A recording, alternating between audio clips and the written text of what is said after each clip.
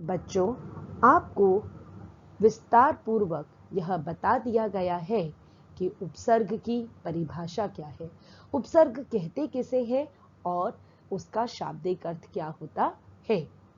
साथ ही साथ आपको उपसर्ग की विशेषता भी विस्तार पूर्वक बताई गई है और इस बात से भी परिचित करवाया गया है कि उपसर्गों की उत्पत्ति कहाँ से हुई है। संस्कृत के उपसर्गों के विषय में आपको इससे पूर्व वीडियो में भी विस्तार पूर्वक बता दिया गया है। अब हम आपको हिंदी के उपसर्ग और विदेशी भाषा के उपसर्ग बताएंगे। हिंदी के उपसर्ग। हिंदी के उपसर्गों को तद्भव उपसर्ग भी कहा जाता है। जी बच्चों, जैसे कि संस्कृत के उपसर्गों को तत्सम उपसर्ग कहा जाता था, इसी तरह से हिंदी के जो उपसर्ग होते हैं उन्हें हम तद्भव उपसर्ग कहते हैं और इन उपसर्गों का प्रयोग मुख्यतः हिंदी शब्दों के साथ ही किया जाता है। इसका मतलब कि जो शब्द प्रयोग किए जाते हैं, इसमें जो मूल शब्द होते हैं वो मुख्यतः हिंदी के ही होते हैं। उदाहरण देखिए, अध जमा जला, अध जला। इसमें अध जो है वो उपसर्ग है, जबकि जला जो है वो एक हिंदी का शब्द है, जला हुआ। तो इससे नवीन शब्द जो बना वो बना अध जला, अर्थात आधा जला हुआ। कु चाल, इसमें चाल का अर्थ होता है कोई भी चाल चलन और कु लगाने से वो बना कुचाल। कुचाल का मतलब हमेशा बुरी ही चाल, बुरा ही चाल चलन होना। बच्चों, अब हम आपका परिचय हिंदी के उपसर्ग से करवाते हैं। अ इसमें उपसर्ग है, जबकि इसका अर्थ है अभाव या फिर निषेध। इसके उदाहरण हैं अछूत, अभागा, अज्ञान, अचल और अचेत। अचेत पर अगर आप विशेष तौर से ध्यान दें तो यह बना है अ जमा चेत से। अ इसमें उपसर्ग है, जबकि चेत जो है उसका अर्थ होता है चेतना, अर्थात किसी का होश में रहना, जबकि अचेत का अर्थ होता है मूर्छित अवस्था। अध, अध का अर्थ है आधा। इसके उदाहरण है अध पका, अध खिला, अध जला, अध मरा और अध खुला। अध जला, अध जला भी दो उनसे बना है शब्दों से, अध जमा जला। अध जो है इसमें उपसर्ग है, जबकि जला जो है इसमें मूल क्रिया है, किसी भी चीज का जलना। जबकि अध लगाने से इसका अर्थ हुआ आधा जला हुआ। उन, उनका अर्थ होता है एक का, किसी भी गिनती में एक का कम, एक संख्या का कम होना। जैसे 29, 29 का अर्थ होता है 30 में एक कम का होना। 39 अर्थात 40 में एक संख्या का कम होना, जिसको हम अंग्रेजी में कहते हैं 39। 49 अर्थात 50 में एक संख्या का कम होना, वो कहलाता है 49। कु, कु का अर्थ होता है बुरा। इसके उदाहरण हैं कुपुत्र, कुचाल, कुरूप, कुपुत्री और कुकर्म। कुपुत्री पर विशेष तौर से ध्यान दीजिए। कु जमा पुत्री, पुत्री इसमें मूल शब्द है, किसी की भी बेटी, लेकिन कु लगाने से इसका अर्थ बना बुरी बेटी। या कुकर्म, कुकर्म जो है वह भी दो शब्दों से बना है। कु इसमें उपसर्ग है और कर्म इसमें मूल शब्द है। कर्म का अर्थ होता है कार्य, लेकिन कार्य कैसे? बुरे कार्य। तो यह जो थे पूर्णतः हिंदी के ही जो थे उपसर्ग थे। बच्चों, अब आपका अन्य हिंदी के उपसर्गों से परिचित कराते हैं। सु या फिर स, जिसका अर्थ है अच्छा या फिर सहित। इसके उदाहरण हैं सपूत, सजल, सुमित, सुजान और सरस। अगर आप सुजान में देखें तो यह बना है सु जमा जान से। जान का अर्थ होता है प्राण, जबकि इसके आगे सु लगाने पर इसका अर्थ हुआ समझदार या फिर कुशल या फिर निपुण व्यक्ति। बिन, बिन का अर्थ होता है बिना। इसके उदाहरण हैं बिन मांगा, बिन कहे, बिन ब्याहा, बिन सुने और बिन खाए। अब बिन ब्याह, बिन ब्याह में बिन और ब्याह, इसमें ब्याह जो है वो मूल शब्द है। ब्याह का अर्थ होता है शादी, जबकि बिन लगने से बिना शादी के कोई व्यक्ति, अर्थात कोई भी व्यक्ति हो सकता है, वो स्त्री या फिर पुरुष कोई भी हो सकता है। भर, भर इसमें उपसर्ग है, जबकि इसका अर्थ है ठीक या फिर पूरा। इसके उदाहरण हैं भरपेट, भरपूर, भरमार या फिर भरपाई। अगर मैं भरमार की बात करूं तो यह भर जमा मार से मिलकर बना है। मार का अर्थ है पीटना, जबकि भर लगाने पर नवीन अर्थ हुआ भरमार। भरमार का अर्थ होता है अत्यधिक किसी चीज का मात्रा में मिल जाना, यानी कि भरमार खाना मिल जाना, भरमार धन मिल जाना, भरमार जो है सुख सुविधा का व्यक्ति को मिल जाना। ती, ती इसमें उपसर्ग है, जबकि इसका अर्थ है तीन। और इसके उदाहरण हैं तिरंगा, तिकोना, तिराहा और तिपहिया। तिरंगा, तिरंगा इसमें मूल शब्द जो है वो है रंगा, अर्थात रंग। और ती इसमें लगने से बना, तीन रंगों से बना हुआ। अर्थात आप यह भी जानते हैं कि हमारा जो राष्ट्रीय ध्वज है वह तीन रंगों से बना हुआ है, इसलिए उसे हम तिरंगा भी कहते हैं। बच्चों, अब मैं आपको विदेशी उपसर्ग के विषय में विस्तार पूर्वक जानकारी दूंगी। अभी तक आपने संस्कृत के और हिंदी के उपसर्गों के विषय में विस्तार पूर्वक जाना है। इन्हें हम आगत उपसर्ग भी कहते हैं। आगत का अर्थ होता है अन्य भाषाओं से आने वाले उपसर्ग। ध्यान पूर्वक इसमें देखिए कि मैं क्या कहना चाहती हूँ। विदेशी उपसर्गों में अरबी, फारसी और अंग्रेजी के उपसर्गों का प्रयोग विदेशी भाषाओं के शब्दों के साथ किया जाता है। अभी तक आपने देखा कि यहाँ पर जो मूल शब्द है पहले संस्कृत का था, फिर हिंदी का था, लेकिन हमारी हिंदी भाषा अत्यंत ही विस्तृत है और इसमें अन्य भाषाओं के शब्द भी आकर पूरी तरह समाहित हो गए हैं, अर्थात मिल गए हैं। तो यहाँ पर ऐसे शब्द जो अन्य भाषाओं से हिंदी भाषा में आ गए हैं और उनके आगे जब हम विदेशी उपसर्ग लगाते हैं तो कौन सा नवीन शब्द बनता है उसे बताया जाएगा। उदाहरण के तौर पर है ना जमा समझ। ना इसमें विदेशी उपसर्ग है, जबकि समझ जो है इसमें मूल शब्द है और इन दोनों के मिलने से बना ना समझ, अर्थात जिसमें बुद्धि ज्यादा ना हो। हम सफर, हम इसमें उपसर्ग है, जबकि सफर इसमें मूल शब्द है और दोनों के मिलने से बना हम सफर। हर दम, दम इसमें मूल शब्द है और हर उपसर्ग है और इन दोनों के जोड़ से बना हर दम। अब हम आपको आगत यानी कि विदेशी उपसर्गों से परिचित कराते हैं। उपसर्ग है अल, जिसका अर्थ है निश्चित। इसके उदाहरण है अलविदा, अलबत्ता और अलगरज।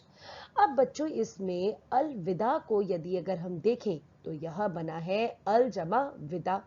विदा का अर्थ होता है विदाई, अर्थात किसी से अलग होना। और जब अलविदा बोला जाता है यह तब बोला जाता है जब हम किसी से निश्चित समय के लिए अलग हो रहे हों।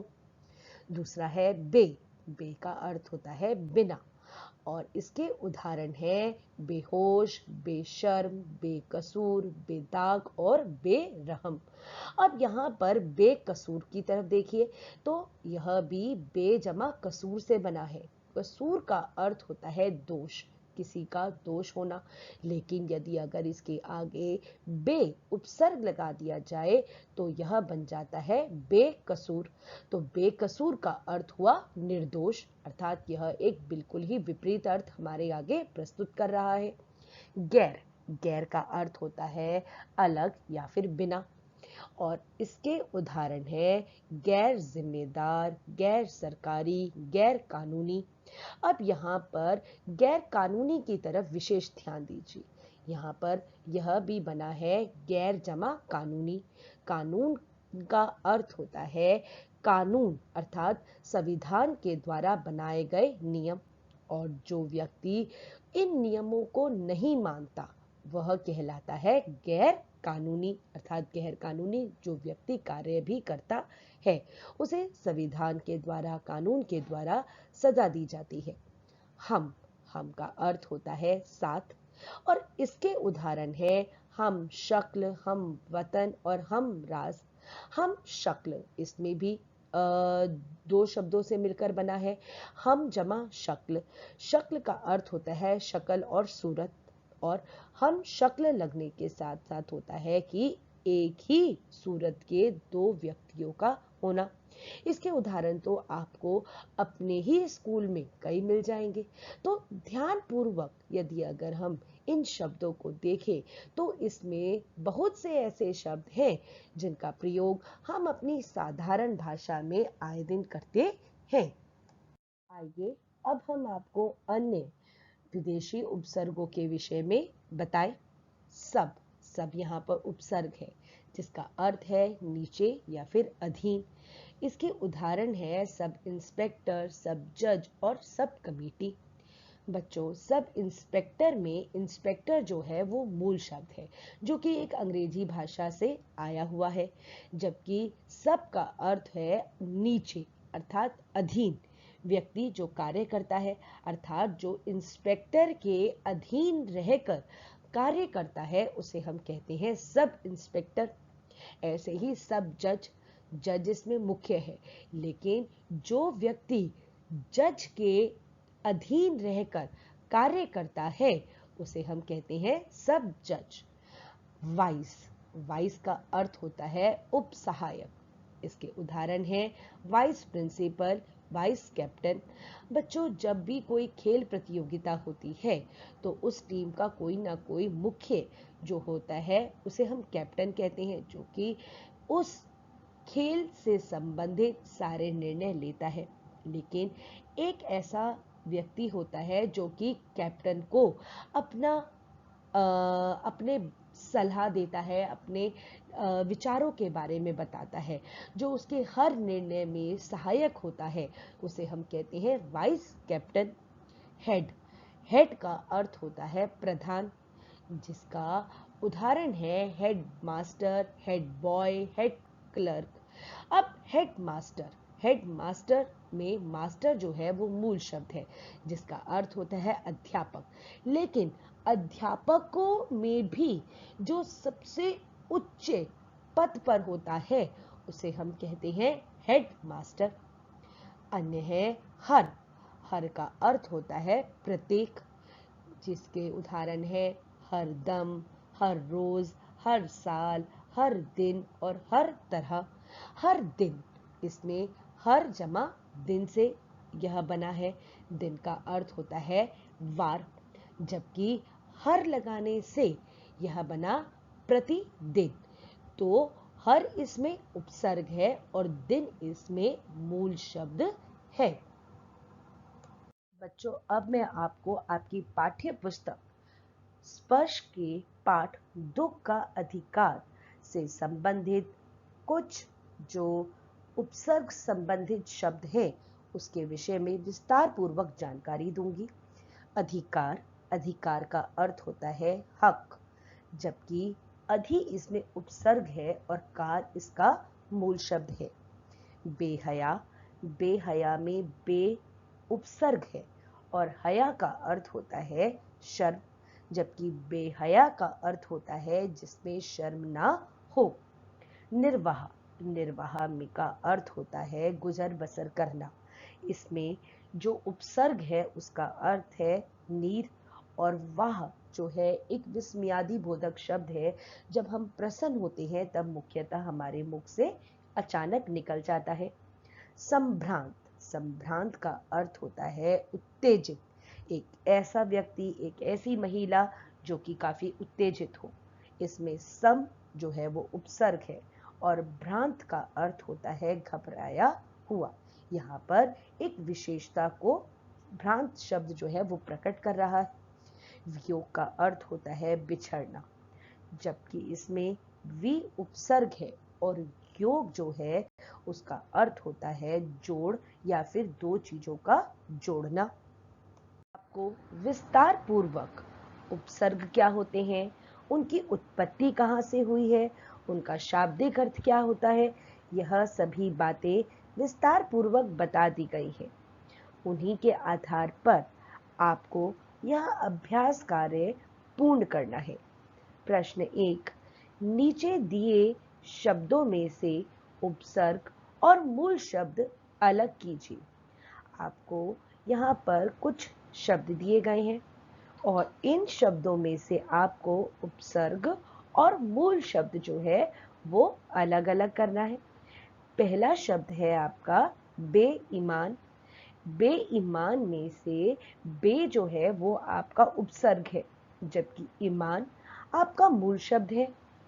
तो आगे के जो शब्द हैं उनमें से आपको स्वयं उपसर्ग और मूल शब्द अलग अलग करने हैं। सुकुमार, अवशेष, सफल, अपव्यय, लाइलाज, परिवेश, दुर्लभ, आमरण, सरपंच। आपको इन सभी शब्दों में से उपसर्ग और मूल शब्द अलग अलग करके लिखने हैं। प्रश्न 2, नीचे दिए गए उपसर्गों से दो दो नवीन शब्द बनाइए। आपको यहाँ पर कुछ उपसर्ग दिए गए हैं जी, और आपको इन उपसर्गों की मदद से दो नवीन शब्द बनाने हैं। बच्चों यहाँ पर आपको यह भी ध्यान रखना है कि जब आप उपसर्ग मूल शब्द में से हटा दें तो मूल शब्द का अपना एक अर्थ जरूर होना चाहिए। अति, अति से होता है अतिरिक्त या फिर अत्याचार। इसी तरह से आपको ना, अव, खुश, दिन, नी, ब, बद, अन, कु, इन सभी उपसर्गों का प्रयोग करते हुए दो दो नए शब्द बनाने हैं। प्रश्न 3, नीचे दिए शब्दों में उपसर्ग जोड़कर नवीन शब्द बनाइए। जी बच्चों, यहाँ पर आपको मूल शब्द दिया गया है और आपको इस मूल शब्दों के आगे अपने अनुसार, अपनी बुद्धिमत्ता के अनुसार एक एक उपसर्ग लगाना है और आपको उससे नवीन शब्द भी बनाने हैं। जैसे यहाँ पर दिया गया है हाजिर। हाजिर के आगे यदि अगर हम गैर लगा दें तो बन जाता है गैर हाजिर। इसी तरह से मति, गति, ज्ञान, पेट, जान, हार, बल, सूरत और कायदा, इन सभी शब्दों के आगे आपने उपसर्ग लगाना है और एक नवीन शब्द का निर्माण करके लिखना है।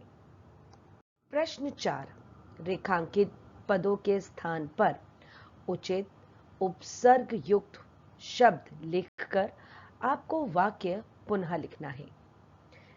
पहला देखिए, वह अच्छा पुत्र कहलाने लायक है। अच्छा पुत्र क्या होता है? सुपुत्र। तो हम यह लिख सकते हैं वह सुपुत्र कहलाने लायक है। दूसरा है, हमें अपने देश पर गर्व होना चाहिए। तीसरा, कोई भी बिना पढ़े ना रह जाए, इसका सरकार को प्रयत्न करना चाहिए। चौथा, आधा जला खाना बुढ़िया ने खा लिया।